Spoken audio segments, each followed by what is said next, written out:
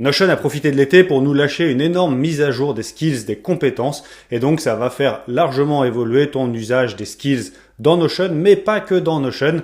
Donc on va faire le tour ensemble de toutes ces nouveautés, c'est parti. Alors si tu sais pas du tout de quoi je parle quand je parle de skills ou de compétences, eh bien je t'explique en une ou deux phrases.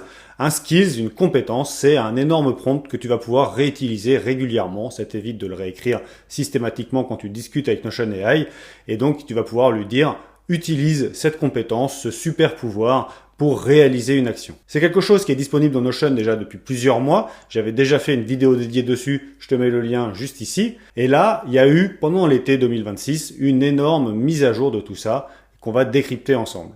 Donc je te le disais, un skills, c'est une page Notion. Là, tu vois, ce skills-là qui me permet de faire un court résumé d'une longue page, et bien dedans, je lui ai expliqué quel était l'objectif de ce que je lui demande, ce qu'il doit résumer, le format de sortie, ainsi de suite. Et donc ça me permet, dans n'importe quelle page Notion, même celle-ci, de pouvoir discuter avec lui et de faire appel aux skills TLDR, comme ça.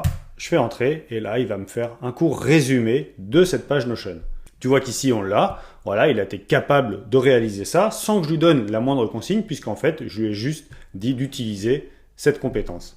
Et dans une précédente vidéo, je t'avais montré que moi, mes skills, mes agents, mes instructions, tout ça, eh bien, je les stockais directement dans une base de données dédiée. Ça me permettait de savoir s'ils étaient en test, dans quel domaine ils étaient, quel était l'environnement, avoir un résumé, mettre en place de la vérification. Tout ça, c'est une organisation que moi, j'avais pensé pour rendre la gestion de mes skills plus pertinente. Eh bien, c'est quelque chose que Notion a mis en place maintenant de manière native.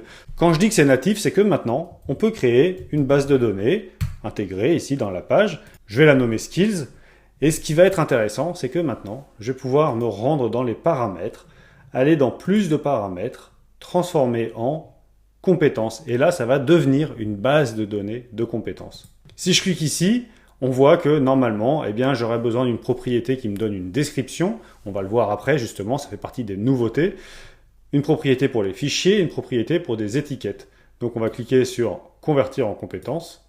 Et là, ça m'ajoute automatiquement les propriétés manquantes. Si elles existaient déjà, j'aurais pu les sélectionner. Donc première grosse mise à jour, eh bien, déjà, maintenant, on a la possibilité de transformer une base de données en base de données de compétences officielle au sein de Notion.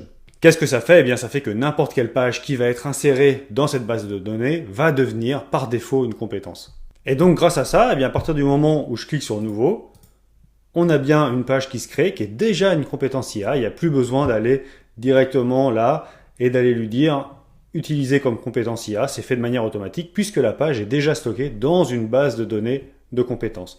Et là, eh bien, tu vas pouvoir rédiger la compétence de ton choix, mais tu vas également pouvoir rédiger une description, mettre des fichiers ou mettre une étiquette. Alors, on va voir à quoi ça sert, notamment description et fichiers. Alors, pour l'exemple, eh bien, on va créer un skills. Et là, je ne vais pas m'embêter à le rédiger moi-même. Je vais demander à Notion AI de le faire. Et donc, je vais lui dire, rédige un skill qui me permettra de faire une analyse financière d'un projet client, incluant les devis, factures, temps passé sur les tâches et en réunion. On va le laisser rédiger cette compétence. Et voilà, ma compétence est rédigée directement par Notion AI. On a ici l'objectif, quand la déclencher, les données à collecter, les données projet, données commerciales, ainsi de suite. Voilà, normalement, évidemment, il faut que tu le relises, que tu le modifies selon ton process, mais ça permet d'avoir une première base. Mais surtout, ce que je voulais te montrer, c'est que maintenant, on a de manière automatique, en fait, dans cette base de données de skills, eh bien, la demande par Notion d'avoir une description. Et à quoi ça sert? La description, elle va permettre à Notion de savoir quelle skill, quelle compétence invoquer en fonction de tes questions. Et ça fait partie des petits réglages qui viennent d'arriver parce que maintenant, dans le bandeau là, qui te précise que cette page est une compétence IA, eh bien, tu as ici des petits réglages et notamment Use Automatically. Alors, c'est pas encore tout à fait traduit, mais ça va te permettre, si tu le coches, de dire à Notion, eh bien, tu n'as même pas besoin que je te dise utilise la compétence analyse financière. À partir du moment où tu juges que c'est pertinent de l'utiliser, eh bien, vas-y. Et donc, dans une discussion, eh bien, tu vas pouvoir lui dire, fais l'analyse financière de tel projet, et il va appeler automatiquement cette compétence. Mais ça ne veut surtout pas dire que tu dois toutes les mettre en use automatically, parce qu'il y en a certaines que tu as envie d'utiliser qu'à certains moments. Et puis, rappelle-toi, tout ça, ça utilise des tokens et donc de l'usage de Notion AI, puisque maintenant, c'est soumis à des quotas. Donc, il faut y aller mollo, t'es pas obligé de tous les cocher, mais pour toutes celles que tu utilises vraiment régulièrement et où c'est fatigant de systématiquement lui dire pense à l'utiliser, eh bien du coup, tu peux venir le cocher. Et une fois que tu as fini de créer ta description, eh bien, tu peux également ajouter des fichiers. Alors, à quoi ça va servir? Eh bien, ça va permettre de donner encore plus de matière à ta compétence. Tu vas par exemple pouvoir lui mettre un modèle de document Word, si c'est une compétence qui permet de générer un document définitif. Tu vas pouvoir lui mettre un fichier Excel, une charte graphique, tu vas pouvoir lui mettre un texte réglementaire, tout ce que tu veux qui va permettre de nourrir la compétence et qui va permettre à Notion d'être plus efficace. Dans la vidéo précédente sur les skills, je t'avais expliqué qu'il fallait utiliser le raccourci arrobase pour l'appeler et faire en sorte que Notion utilise le skills. Sauf que le arrobase, eh bien, il permet également d'aller chercher des personnes, des pages Notion, des dates. Et donc, en fait, tout ça, ça devenait un petit peu le bazar. Et Notion a fait une évolution là-dessus. Le arrobase fonctionne toujours si tu as des réflexes. Mais maintenant, tu peux utiliser le slash dans une discussion. Et là, ça vient de chercher uniquement les compétences. Et donc, en faisant slash, eh bien, tu vois que je retrouve l'ensemble de mes compétences et puis je peux continuer à venir chercher analyse financière projet client. Je clique sur entrée et là, en fait, ça me permet de lui dire utilise cette compétence. Mais c'est pas la seule évolution parce que maintenant, les compétences sont reconnues vraiment comme des pages spécifiques dans Notion et donc tu vas pouvoir les retrouver dans la bibliothèque. Ici, là, tu as un onglet qui s'appelle compétences et quand tu cliques dessus, tu vas retrouver toutes les compétences qui sont activées dans ton espace Notion pour toi, mais tu as également un onglet découvrir qui va te permettre d'accéder à toutes les compétences qui ne sont pas activées sur ton compte, qui peuvent être également créées par quelqu'un d'autre dans ton espace Notion, et tu vas pouvoir choisir de cliquer sur activer pour moi, et dans ce cas-là, eh bien ça y est, tu peux faire appel à cette compétence. Mais tu vois également que Notion maintenant compte l'usage, l'utilisation de chacune des compétences, et donc ça va te permettre de savoir lesquelles tu utilises réellement, lesquelles tu n'utilises pas, et dans ce cas-là, eh bien, autant les désactiver, ça va t'éviter une potentielle consommation de quotas inutiles. Mais c'est pas fini pour les mises à jour concernant les skills, parce que si tu vas dans les paramètres, dans IA de Notion, dans compétences, eh bien tu vas te rendre compte que maintenant, tu as la possibilité de mettre en place des compétences par défaut dans l'espace de travail. Et ça, c'est vraiment une énorme mise à jour parce que si jamais tu es dirigeant d'une entreprise ou manager, chef de projet et que tu as rédigé des compétences, plutôt que de devoir les partager à chaque membre de ton équipe, eh bien maintenant, tu peux venir ici, choisir les compétences par défaut, par exemple mon petit résumé. Et dans ce cas-là, la compétence devient accessible par défaut pour tout le monde. Là, ici, j'ai une petite alerte parce qu'elle est privée, donc il faut que je partage au moins la page avec l'ensemble des membres de l'espace de travail. Mais à partir de là, eh bien, ils n'auront même pas besoin de dire « activer pour moi », elle sera automatiquement activée pour eux. Donc à quoi ça va servir? Eh bien ça te permet de créer des process communs, de t'assurer qu'ils soient bien gérés, puisque de toute façon, ils vont avoir accès par défaut à tout un tas de compétences communes qui vont être améliorées au fur et à mesure du temps, et ça va permettre de conserver un socle commun. Mais surtout, pour moi, l'énorme mise à jour qui a eu lieu, c'est que maintenant on peut télécharger localement les compétences si on active ce réglage-là. Alors qu'est-ce que ça veut dire? Eh bien ça veut dire que si je viens ici, dans ma compétence de résumé, maintenant, je peux venir choisir de télécharger pour mes agents locaux et par exemple pour Claude Code, Codex, Cursor, Gemini, Grok Build, bref, tous ceux qui sont installés sur ton ordinateur. Et si tu cliques sur Claude Code, eh bien, ça va te le télécharger automatiquement dans ton dossier Claude Code sur ton ordinateur. Et qu'est-ce que ça veut dire? Eh bien, ça veut dire que ça y est, Claude a exactement la même compétence que celle qui est dans Notion. Donc ça, c'est énorme.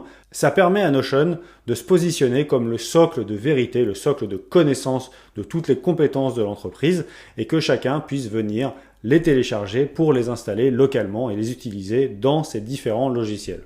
Il y a une petite nuance qui est quand même importante, c'est que ça, c'est qu'une première étape, parce que pour le moment, si je modifie ma compétence TLDR, eh bien, elle va pas se modifier de manière automatique dans Claude Code. Il va falloir que je revienne ici et que je rechoisisse de cliquer sur télécharger à l'instant et la remplacer. Ça va pas se mettre automatiquement à jour. Donc là, il y a encore une évolution, peut-être, j'espère, de la part de Notion pour permettre, par le biais d'un réglage éventuellement, de stocker et de synchroniser automatiquement les compétences. Mais là, il faut quand même que tu te rendes compte que c'est une énorme mise à jour parce que ça va te permettre d'avoir tous tes skills directement dans Notion, même ceux que tu utilises dans Claude Code, dans Codex, dans Cursor. Et donc, ça te permet d'avoir, encore une fois, eh bien, un socle commun pour toute ton entreprise, pour toute ton équipe. Et donc si on doit résumer cette grosse mise à jour des compétences, eh bien c'est que maintenant, dans Notion, tu as la possibilité de déterminer qu'une base de données est une base de données de compétences grâce aux paramètres ici. Là, on peut annuler également ce qu'on avait fait. L'autre mise à jour liée à cette base de données, c'est que Notion va te demander de rédiger une description, va te proposer de mettre des fichiers ou de catégoriser tes compétences, ce qui va lui permettre de savoir à quoi elles servent et d'être plus performant. Et puis les compétences, donc elles apparaissent maintenant dans la bibliothèque, dans un onglet dédié compétences, dans lequel tu peux voir toutes les compétences qui sont activées pour toi et découvrir celles qui ne le sont pas et pouvoir les activer directement et constater également l'usage de chacune de tes compétences. Et tant qu'on parle d'usage, eh bien tu vas avoir le choix, soit tu vas pouvoir dire à Notion qui peut déclencher automatiquement, invoquer automatiquement ta compétence, soit tu vas pouvoir, quand tu lui discutes avec lui, utiliser le raccourci / qui va te permettre d'aller chercher uniquement les compétences et donc de gagner du temps plutôt que d'aller la retrouver à travers toutes les autres pages Notion. Mais ces compétences, tu peux maintenant les partager automatiquement avec ton espace de travail. Par défaut, ça va permettre de créer un socle commun de processus que Notion va pouvoir utiliser, quel que soit l'utilisateur et quel que soit le membre de ton espace de travail. Et puis enfin, tu as la possibilité de télécharger localement ta compétence pour les agents locaux, donc Claude Code, Codex, Cursor et les autres.